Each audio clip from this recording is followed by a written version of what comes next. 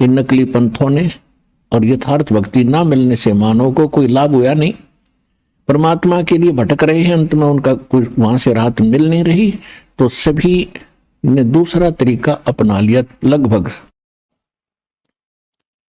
Tension परमात्मा से दूर होती है जब कर्म संस्कार बुरा खत्म हो जाएगा, टेंशन खत्म होगी, चाहे किसी प्रकार की है, रोग की है या अन्य कोई और कहानी है, कोई कारण है या कर्ज है, तो जब तक वो परमात्मा मिलेगा नहीं तो वो कर्म नहीं कटे।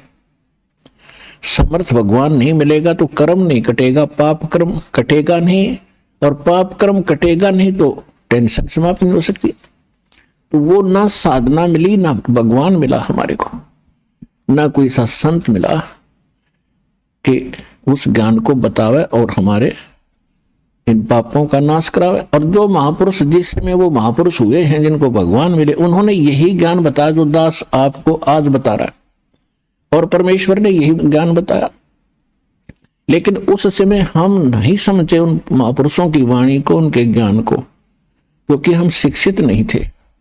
परमात्मा आपको शिक्षित करना नहीं चाहता था। सतयुग से लेकर और कलयुग के 50 वर्ष से पहले तक आज से कोई शिक्षित नहीं था, क्योंकि इस शिक्षा ने हमें अभिमानी और बेईमान बना दिया।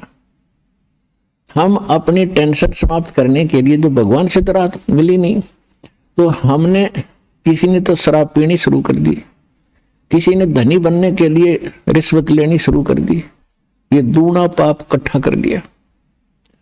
तो जिस कारण से परमात्मा ने आपको शिक्षित बनाना पड़ा, क्योंकि इसके अतिरिक्त कोई विकल्प नहीं था आप तक अपना संदेश भगवान पहुंचा सके।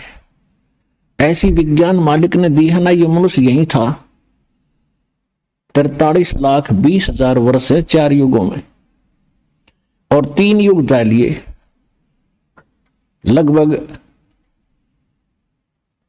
लगभग 40 लाख 39 लाख वर्ष जा चुके एक चतुर्युगी के। तो अभी तक हम शिक्षित नहीं हुए, क्योंकि परमात्मा नहीं बनाना चाहता था आपको बेईमान, अहंकारी, अभिमानी। और ना उससे पहले कोई इसी विज्ञान बना सका जो आज बन रहे हैं। कंप्यूटर हैं, इंटरनेट सिस्टम बना दिया, मोबाइल बनवा दिया अपने बच्चों के लिए। अब ये 10 वर्ष से उड़े उड़े ढूंढा उठाया परमात्मा ने। ये गॉड गिवन बुद्धि है या किसी मनुष्य की खोज नहीं है, और परमात्मा ने इसलिए दिया कि सब बच्चे मेरे इस ज्ञान को रह रहकर देखेंगे, प्रमाणों को मिलाएंगे, और फिर चलते फिरते काम करते करते मेरी महिमा सुना करेंगे। क्योंकि हम बिजी घने हो गए, बहुत हम व्यस्त हो गए, काम तो बहुत कम हो गया, क्योंकि मशीन से सब काम हो रहा है, और फिर भी हम व्यस्त इतने हैं, समय नहीं किसी के पास भगवान की 2 घड़ी भक्ति करने का। इस विज्ञान ने चक्कर काट दिया, इस माया की हवस पड़ गई हमारे अंदर। तो इस ज्ञान से इस माया के जोड़ने की हवस कम होगी और भक्ति की हवस जागेगी, और तब ये आत्मा परमात्मा की भक्ति में दृढ़ता से लगेगी। तो उसके लिए भगवान ने ये समय सेलेक्ट किया, और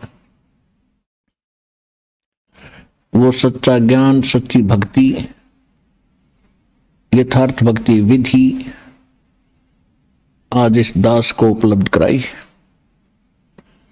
और साथ के साथ अभी सन 1994 में दास को आदेश हुआ था दीक्षा देने का। अब उसके तुरंत बाद ही 5-7 वर्षों के बाद ही ये टीवी चैनल बन गए और इनकी बाढ़ सी आ गई। तो काल ने अपना दाव खेला कि इन सभी टीवी चैनलों पर अपने दूतों से नकली ज्ञान प्रचार करना शुरू करवा दिया। और फिर जब हमारा नंबर आया सन 2003 में, हमने कोशिश की थी, आस्था चैनल पर 3-4 महीने चला था। यदि उस समय ये ज्ञान 6 महीने और चल जाता, सारी उथल पुथल हो जाती, सारा विश्व जाग जाता। तो इन नकली संतों को इन नकली आचार्यों और शंकराचार्यों को चिंता बन गई कि अगर ये ज्ञान जनता तक पहुंच गया तुम्हारी छुट्टी।